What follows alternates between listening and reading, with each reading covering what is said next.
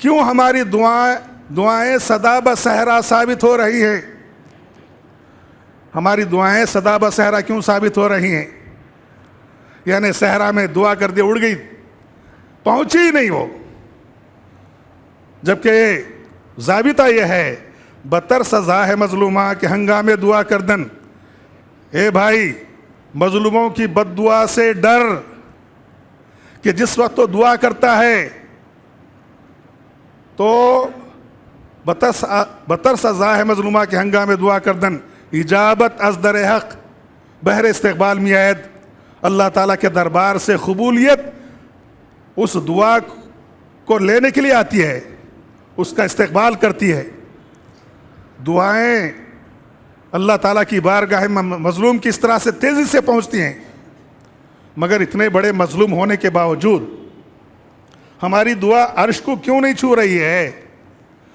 اللہ تک کیوں نہیں پہنچ رہی ہے؟ اللہ نے ہماری دعاؤں کو کیوں قبول نہیں کیا ہے؟ کیوں ان ظالموں کو اللہ تعالیٰ نے ہم پر مسلط کیا ہوا ہے؟ روز بروز مسلمانوں پر زندگی کا قافیہ کیوں تنگ ہوتا چلا جا رہا ہے؟ کیا بات ہے؟ مولانا نے سوال کیا تھا کہ یہ دعائیں ہماری جاتی کہاں ہیں؟ حرم میں 24 گھنٹے دعائیں ہوتی ہیں، حرمین میں، اور دنیا کی مساجد میں ہوتے ہیں. ٹائمنگز مختلف ہیں دنیا کے، ہر جگہ اذان ہو رہی ہے، ہر جگہ نماز ہو رہی ہے، ہر جگہ دعا ہو رہی ہے. کہاں جا رہی بھائی؟ یہ اللہ کی مدد سے ہم محروم کیوں ہو گئے؟ جبکہ اللہ نے کہا وَكَانَ حَقًّا عَلَيْنَا نَصْرُ الْمُؤْمِنِينَ. اللہ نے کیا کہا؟ ہم پر مومنین کی مدد کرنا فرض ہے، حق ہے. ہم مومنین کو ایسا ہی نہیں چھوڑ دیں گے. اللہ نے وعدہ کیا کہ ہم مومنوں کی ضرور مدد کریں گے. حق ہے ہم پر مومنین کی مدد کرنا. مگر کیا بات ہے کہ اس حق سے ہم محروم کیوں ہو گئے؟ اللہ ہماری مدد کیوں نہیں کر رہا ہے؟ جواب اس کا یہی ہے کہ ہم صحیح مومن تو بنیں.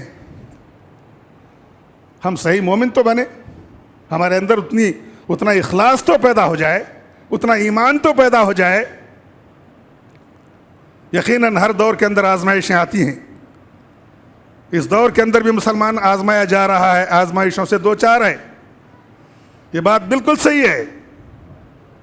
مگر یہ بھی صحیح ہے کہ اللہ تک اس کی فریاد نہیں پہنچ رہی ہے، یا اگر وہ دعا کر بھی رہا ہے تو پتہ نہیں اس کی دعا میں کیوں تاثیر ختم ہو چکی ہے، دعا کی تاثیر ختم ہو چکی ہے. جبکہ اللہ تعالیٰ نے فرمایا کہ مومن، کوئی بھی مسلمان، بوڑھا جس کے سر کے بال، داڑھی کے بال سفید ہو گئے، ہاتھ اٹھا کر کے دعا کرتا ہے تو حدیث میں آتا ہے، اللہ کے نبی صلی اللہ علیہ وسلم فرماتے ہیں، حدیث قدسی ہے کہ مجھے ایک بوڑھے مسلمان کے ہاتھوں کو خالی پھیرتے ہوئے شرم آتی ہے. آج ہماری داڑیاں سفید ہو گئیں، سر کے بال سفید ہو گئے، دعا کرتے ہیں کہاں جا رہی ہے؟ دعا قبول کیوں نہیں ہو رہی ہے کہیں نہ کہیں دال میں کالا، کہیں نہ کہیں ہم بے ایمان ہیں، کہیں نہ کہیں ہمارا ایمان کمزور ہے، کہیں نہ کہیں ہم دین سے دور ہیں، کہیں نہ کہیں ہم اللہ کے دین کی وہ خدمت نہیں کر رہے ہیں جو کرنا چاہیے.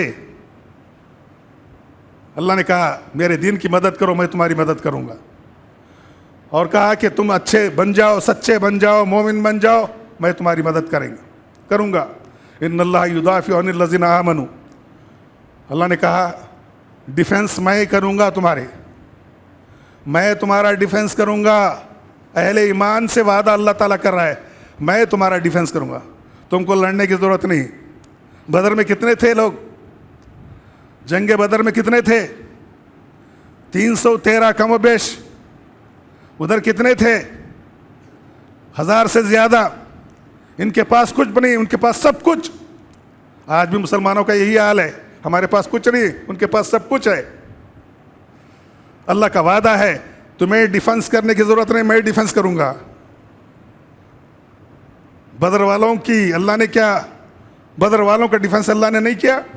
کہا کہ میں 1000 فرشتے بھیجتا ہوں، کہا 3000 بھیجتا ہوں، کہا 5000 فرشتے بھیجتا ہوں۔ اللہ کی مدد جب آتی ہے تو فرشتوں کے ذریعے سے آتی ہے۔ شرط یہ ہے کہ دعا جب اٹھے، دعا کے لیے جب ہاتھ اٹھیں تو ہماری دعا کے اندر وہ تاثیر پیدا ہو، وہ درد پیدا ہو، گداز پیدا ہو، وہ خلوص پیدا ہو، وہ للہیت پیدا ہو، وہ تڑپ پیدا ہو، تب اللہ تعالیٰ سنتا ہے ہماری۔